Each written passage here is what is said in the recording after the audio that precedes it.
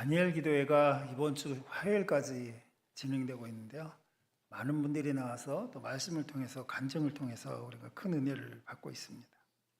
교회에서도 나와서 하시고 집에서 개인적으로 하시는 분도 많은 것으로 알고 있습니다.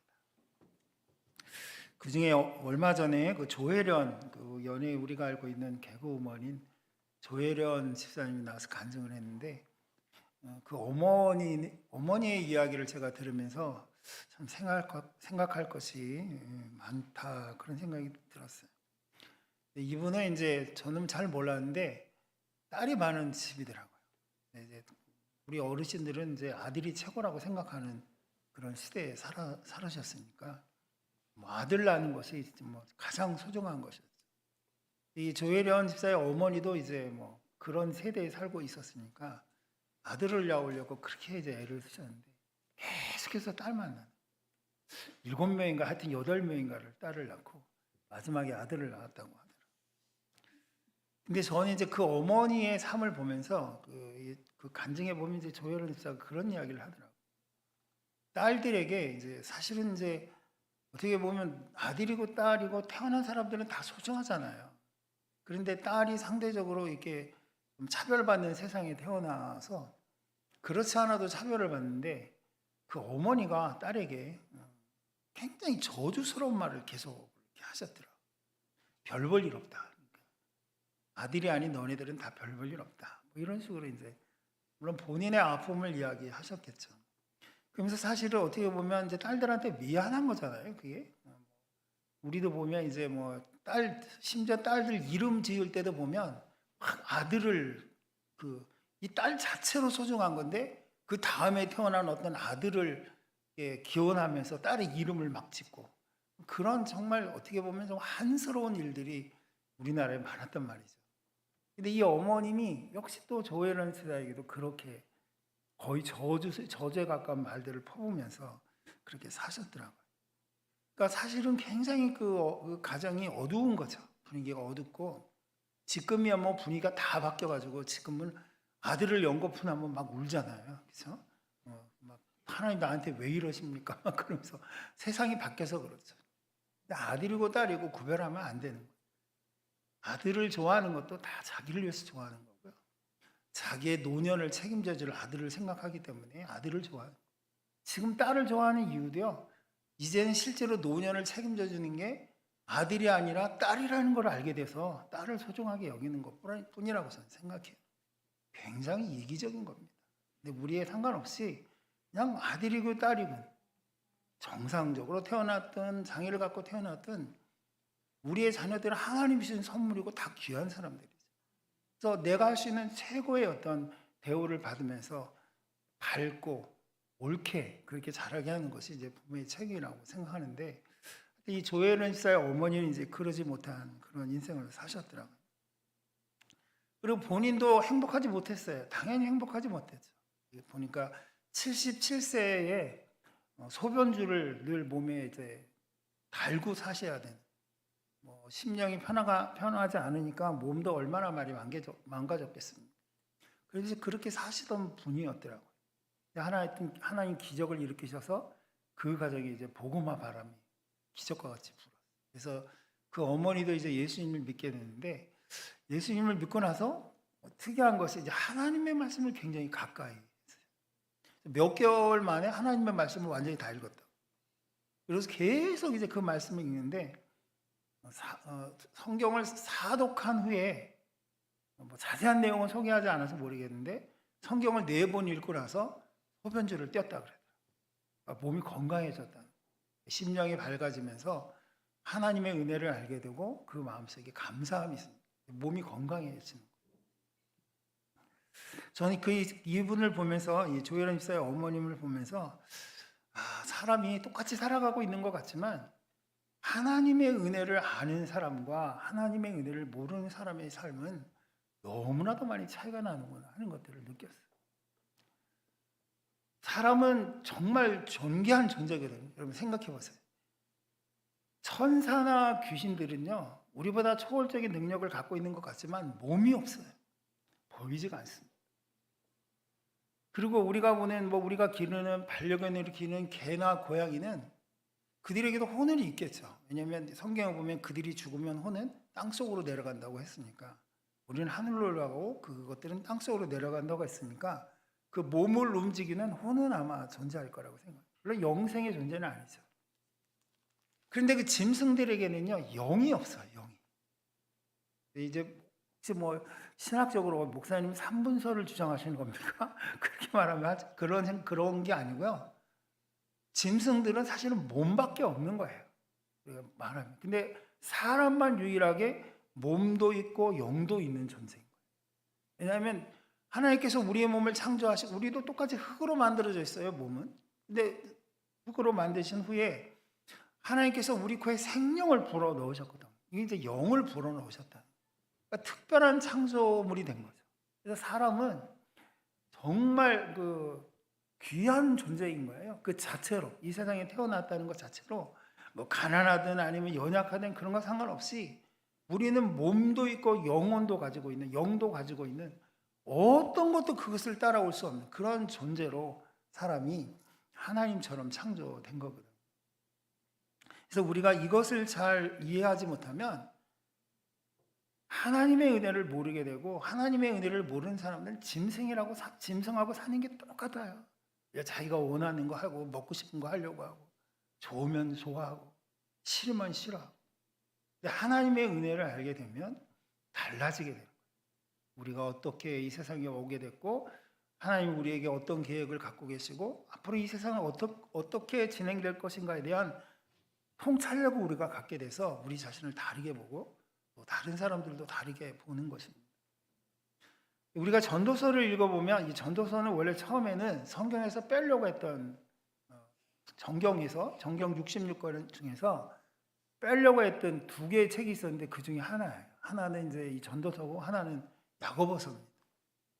이 전도서가 왜 그러냐면, 여러분들이 읽어보셨지만 계속 헛되니 헛되다 어떤 허미주의에 대해서 이야기하는 것처럼 보여요. 이 전도서는 이제 솔로몬이라는 이름 하나도 나오지 않지만 1절에 보면 다윗의 아들이고 예루살렘 왕이었던 사람은 이제 솔로몬이죠. 그리고 이 사람은 지혜가 출중한 사람이었기 때문에 솔로몬이 이 전도서를 썼다고 생각을 합니다. 근데 이 사람이 한 말이 뭐냐면, 세상을 살아보니까 다 헛되다 이렇게 얘기하는 거예요. 그러니까 우리도 그런 생각이 있을 수 있어요. 저도 이제 올해가 결혼 42주년인데 그냥 금세 지난 것 같아요. 그리고 우리 70, 80 되어서 우리 함께 예배드리는 우리 성도님들도 보면 인생이 정말 잠깐 지나간 것 같을 거예요. 헛되다. 아무것도 남는 것이 없다. 우리도 그런 생각을 할 수 있을 거예요. 그런 얘기를 이제 이 솔로몬이 한 것처럼 느껴져요. 왜냐하면 솔로몬은 해보고 싶은 거 다 해봤거든. 최고의 쾌락을 누려봤어요. 요즘 우리나라 마약 때문에 난리죠. 본인이 먹으려고 하는 사람들은 어쩔 수 없지만, 이거 먹으려고 한 게 아닌데도 어떻게 마약에 접촉이 돼가지고 인생이 망가지는 사람들이 굉장히 많은 것 같아요. 정말 조심해요. 술을 꼭 나는 안 먹으니까 상관없다, 그런 건 아닌 것 같아요. 음료수에 타서도 주고 진짜 악한 세상이에요. 자기에게 이익만 된다면 다른 사람의 삶이 어떻게 되든 상관이 없는 그런 생각으로 사람들이 살아가고 있는 거예요. 서로를 그냥 죽이고 자기밖에 모르는 그런 세상 속에 짐승처럼 살아가는, 전쟁 난 걸 보면 그렇죠. 그저 누가 잘했다고 말할 수가 있겠습니까? 그런 세상 속에 우리가 계속 지진은 일어나고 사람들은 죽어가고 수많은 어린이들이 굶어 죽어가고, 이런 세상을 우리가 살아. 이럴 때 하나님을 대적하는 성향을 갖고 있는 사람들이 말하기가 참 좋은 세상이 됐어요. 야, 하나님이 있다면 세상을 이렇게 만들어 놓으시겠네. 정말 우리가 생각해도 너무나도 이 세상이 살기가 힘들고 악하잖아요. 그래서 우리도 솔로몬처럼 헛되다, 그렇게 인생이라는 것이 참 헛되고 부질없다, 그런 생각으로 우리가 살아갈 수가 있어요. 근데 전도서는요, 그런 책이 아닙니다. 그 솔로몬의 어떤 너뚜리 같은 이야기를 우리에게 소개하려고 쓰여진 책이 아니고요. 솔로몬은 보통 사람들이 가질 수 없는 걸 다 가졌었어요. 부자였습니다. 세상에서 최고의 부자였어요. 이스라엘 왕으로서 모든 권력을 자기 손안에 가지고 있었던 사람. 사람 가운데서 가장 지혜로웠던 사람. 근데 이 사람이 살아보니까 인생이라는 것이 별거 없더라는, 험한 것이고 헛되다, 이렇게 이제 얘기하는 것처럼 보이죠. 이 헛되다는 말도요, 사실 이 단어의 뜻을 잘 보면 솔로몬이 심지어 어느 정도로 인생이 헛되다고 얘기하냐면, 이 허무하다는 말이 무엇을 의미하냐면요, 한 줌의 수증기를 뜻하는 단어예요. 한 줌의 바람 같은 거예요. 그러니까 우리가 후 하고 겨울이 이렇게 불면 우리 입김이 이렇게 하얘졌다가 금세 사라져 버리잖아요. 인생이 그런 것 같다는 거예요. 존재가 분명히 보여요. 뭔가 수증기처럼 잠깐 보이는데 잠시 후에는 아예 자체가 없어지는, 흔적도 없이 사라지는 그런 게 인생처럼 보인다. 그렇게 솔로몬이 이야기하고 있는 거예요. 우리가 전도서를 읽으면서 그래 헛되고 헛되니 다 별거 없다, 이렇게만 이 전도서를 읽는다면 이 전도서를 거꾸로 읽는 거예요. 왜냐하면 솔로몬은요, 이런 하나님의 경외함이 없는, 하나님의 은혜를 모르는 사람들에게 인생은 다 그렇게 헛되고 험한 것이라는. 그런데 여러분 전도서를 나중에 집에 가서 한번 정독을 이렇게 해보시면 솔로몬이 절대로 인생이 헛되다고 이야기하는 게 아니라는 거예요. 인생은 헛된 것처럼 보이지만 헛되지 않게 살게 해주는 것이 있다. 이거를 우리가 전도서를 읽을 때 잡아야 되거든요. 우리가 뭐 다 읽을 수는 없고 제가 그냥 간단하게 3가지만, 그럼 우리의 인생을 헛되지 않게 살려고 하면 어떻게 살아야 되는가, 이 전도서를 통해서 솔로몬이 말한 것이 3가지가 중요한 것이 있는데요, 그거를 소개하고 말씀을 마치겠습니다. 첫 번째는 우리의 인생을 헛되고 허무하지 않게 하는 것은 하나님을 경외하는 삶이다, 그렇게 얘기해요. 하나님을 경외하는 삶이 어떤 거냐면요, 하나님을 두려워하는 겁니다. 우리 다니엘서 다니엘 기도의 간증을 들으면서도 또 찬양을 보면서도 저는 다니엘 기도의 첫 번째 날 찬양을 볼 때 전화를 좀 할까? 그런 생각이 좀 들었어요. 왜냐하면 찬양하는 사람이 여자들이 옷을 있는 대로 쫙 달라붙는 옷을 입고 가슴을 있는 대로 드러내면서 찬양을 하는, 엄청 음란하더라고요. 이건 목사님만 그렇지 우리는 아무 생각 안 들던데요? 그럼 제가 할 말 없습니다. 근데 그 후에 찬양팀을 보니까 다 옷을 수수하게 입고, 또 이 카메라맨들이 문제가 있는 것 같아요. 맨날 보면 젊은 여자들만 찍어놔. 젊은 여자. 그래서 뭔가 그걸 보면 TV 보는 것 같아요. TV에서 어떤 쇼 프로를 보는 것 같아요. 그래서 시청률을 높이려고 하는 건지는 모르지만, 그래서 저는 찬양할 때 아예 눈을 감고 합니다. 계속 보여주는 화면들이, 그런 화면들이 많더라고요. 물론 이제 은혜스러운 화면도 있죠. 하나님을 경외한다는 것은요, 자기 마음대로 사는 게 아니라는 거예요. 내가 보고 싶은 것을 보고 자기가 하고 싶은 말을 막 하고, 그건 하나님을 경외하는 삶이 아니에요. 하나님을 경외하는 것은요, 첫 번째가 두려워하는 겁니다. 내가 하나님이 내 이 말을 듣고 어떻게 생각하실까? 심지어 하나님은요, 악한 말을 할 때 너가 네 말한 대로 해주겠다고 말씀하신 그런 하나님이시거든요. 그러니까 하나님을 경외한다는 것은 두려워하는 마음을 가지고 있는 거예요. 근데 이것을 너무 사랑만을 강조하니까 막 내가 뭔 짓을 해도 나를 사랑하시는 하나님, 우리 그렇게 생각하거든요. 절대 그렇지 않습니다. 하나님은 소멸하시는 분이에요. 죄악을 짓고 죄악을 좋아하는 사람들을 지옥에 쳐놓으시는 분이라. 그런 하나님에 대한 두려움이 우리에게 있어요. 마음 놓고 하나님 앞에서 예배 안 드리고 내가 행동하고 싶은 대로 행동이, 그 하나님을 경외하는 게 아니죠. 그건 하나님을 왕으로 모신 삶이 아니고 내가 왕이 된 삶인 거예요. 그래서 그런 삶을 살지 말고 하나님을 두려워하고 하나님을 경외하며 그분이 얼마나 우리를 사랑하시는가 하는 것을 알고 사는 삶이 우리의 삶을 헛되지 않게 해준다, 그렇게 말하고 있어요. 두 번째는요, 하나님의 말씀을 지키라. 말씀대로. 어제도 유기성 목사님 나오셔가지고 말씀으로 하나님과 동행하는 삶을 우리가 드러낼 때 그것이 진정한 복음화가 가능해진다, 그렇게 많은 말씀을 하셨어요.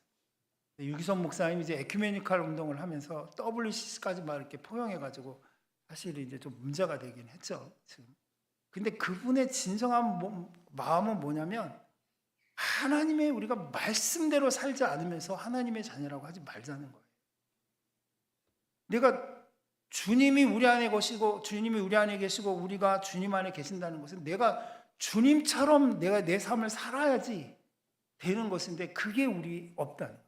그래서 오늘 한국 교회에 정말 심각한 위기는 교회에 사람이 없다는 게 하나님 앞에 자기 자신을 간증하면서 그렇게 얘기를 하더라고요.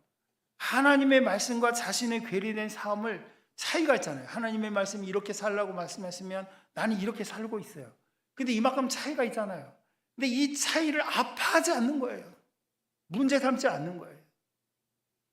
이것을 자기는 깨닫고 울면서 회개했다고 하잖아요. 근데 하나님의 말씀을 지킨다는 얘기는 그건 거예요. 그 말씀이 내 생명이라고 생각하고 말씀대로 살려고 하는. 이게 중요하다. 이런 삶이 뭐 목사님은 목사님이니까 장로님은 장로님이니까 그렇게 사셔요. 나는 뭐 내 삶이 있는 겁니다. 이건 하나님의 말씀대로 사는 게 아닌 거예요. 그거는 인생을 헛되게 사는 거죠. 그래서 하나님의 말씀의 뜻이 무엇인지를 알고 그 말씀대로 어떻게 하든지 그 말씀대로 살려고 하는. 내 원수를 사랑하라고 했으면 어떻게든지 내 원수를 사랑하려고 하는. 그러면서 그 사랑의 어떤 증거를 내 삶 속에 드러내는. 미워하지 말라 했으면 미워하지 않으려고 하고, 원망하고 불평하지 말라고 했으면 원망하고 불평하지 않으려고 애를 자기 입술 앞에 파수꾼을 세우는. 이런 것들이 하나님을 경외하고 말씀을 지키는 삶이라. 그리고 세 번째 솔로몬은 이 전도서에서 우리에게 무엇을 말씀하고 있냐면 선한 일을 하면서 사는 것이 인생을 헛되지 않게 사는 것이다. 이렇게 우리에게 말씀하고 있는데요. 그 선한 일의 구체적인 예가 뭐냐면 하나님이 내게 주신 것을 나누면서 살아요. 전도서가 그렇게 세 가지를 우리에게 가르쳐 주는 거예요. 그러면서 너의 떡을 물에 던지라 이렇게 해요. 물에 던지면 다 떠내려가고 없잖아요. 내가 먹을 떡인데 그걸 물에 던지면 밑에 있는 사람들이 주워 먹고 언젠가는 그 내가 베푼 그 부재와 베품과 선김이 나에게로 다시 돌아온다. 그래서 전도서는 이것을 강조하고 있는 거죠. 여러분, 인생은 보면 헛된 것 같죠. 그렇지만 절대로 그렇지 않습니다. 하나님을 경외하는 삶, 주님의 말씀을 생명처럼 여기고 그 말씀대로 살려고 애를 쓰는 삶, 그리고 하나님이 내게 주신 것이 무엇이든지 그것을 나보다 더 어려운 사람들과 함께 나누려고 애쓰는 삶. 우리가 이런 삶을 살 때 우리 인생은 헛되지 않습니다. 저도 그렇고 여러분도 그런 삶을 사시는 분들이시기를 주의 이름으로 축원합니다. 기도하겠습니다.